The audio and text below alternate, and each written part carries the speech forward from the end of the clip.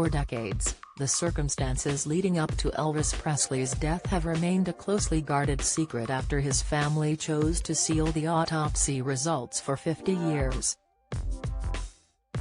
4 years from now, that time will be up and the mysterious questions surrounding the King's passing will finally be answered. The original rock and roll star, who would have turned 89 today, died at his Graceland home on August 16, 1977, aged just 42, much to the shock and utter disbelief of his fans.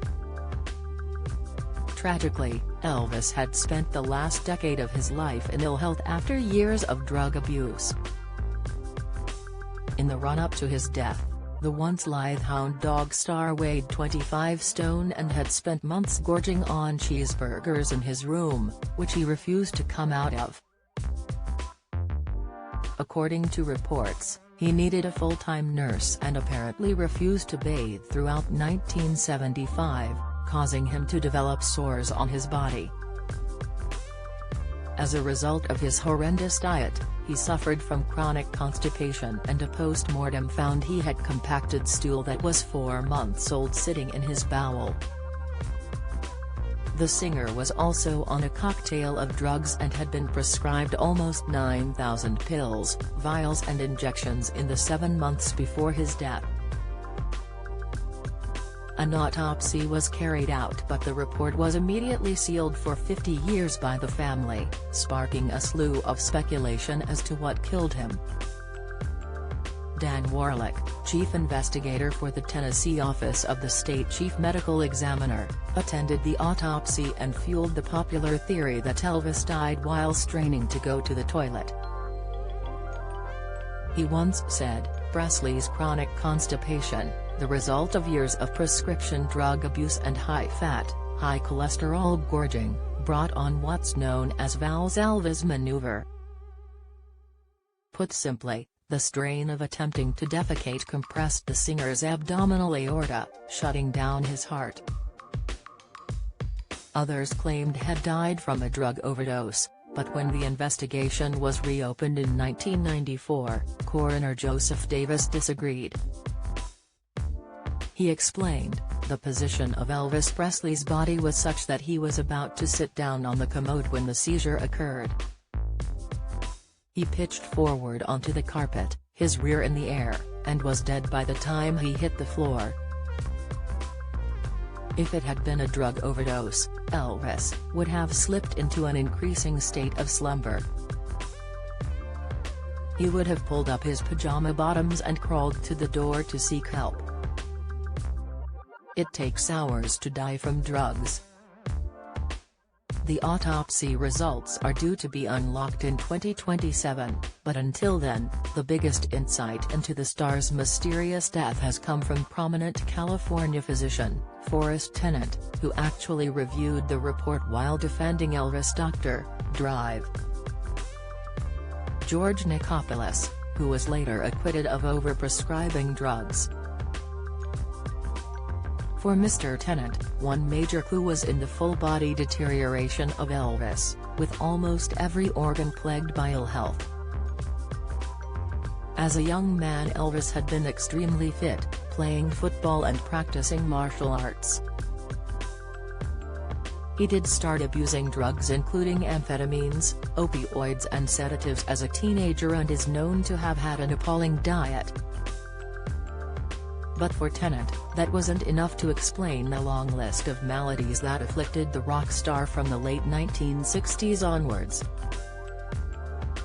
First he complained of vertigo, back pain, and insomnia, eye infections and headaches, and in 1973 he was rushed to hospital in a semi-coma and found to be suffering from jaundice, severe respiratory distress, marked swelling of his face, distended abdomen, constipation, a gastric, bleeding ulcer and hepatitis.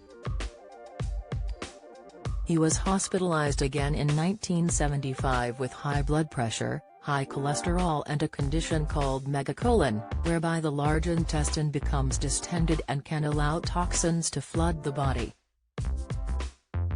He also had at least 4 near-death overdoses that left him unconscious and in need of resuscitation, and his heart was double the normal size. And despite having never smoked, he also suffered from emphysema. So what had caused all of these disease processes in his stomach, liver, lungs, heart, spine, eyes and bowel? Forrest believes it all stemmed back to a serious head injury he sustained in 1967 that triggered a progressive autoimmune inflammatory disorder.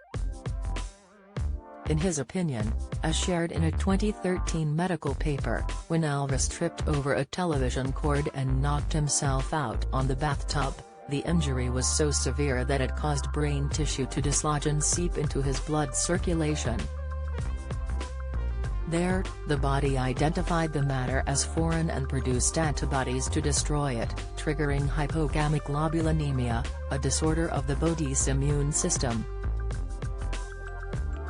At the time, little was understood about autoimmune conditions, but these days they are known to cause most of the symptoms Elvis displayed, from chronic pain, irrational behavior, obesity and enlarged and diseased organs like hearts and bowels. And in 2016 Gary Rogers, a retired homicide detective and forensic coroner, told the Huffington Post that with those findings in mind, he would have attributed Elvis' death to a heart attack caused by heart disease and drug use caused by an autoimmune disease which was sparked by a brain injury. He said, "I'd have to classify Elvis' death as an accident. There's no one to blame, certainly not Elvis. He was a severely injured and ill man. There's no specific negligence on anyone's part and definitely no cover-up or conspiracy of a criminal act. If Dr. Forrest Durant is right, there simply wasn't a proper understanding back then in determining what really killed the king of rock and roll. It was his girlfriend Ginger Alden who found the rock and roll star's body with his pajama bottoms around his ankles and his bottom in the air." Of the distressing scene, Ginger, who was just 21 at the time, wrote in her memoir, "His arms lay on the ground, close to his sides, palms facing upward. It was clear that, from the moment he landed on the floor, Elvis hadn't moved." She continued, "I gently turned his face toward me. A hint of air expelled from his nose. The tip of his tongue was clenched between his teeth and his face was blotchy. I gently raised one eyelid. His eye was staring straight ahead and blood red. Have you got a story to share? We want to hear all about it. Email us at yourmirror@mirror.co.uk.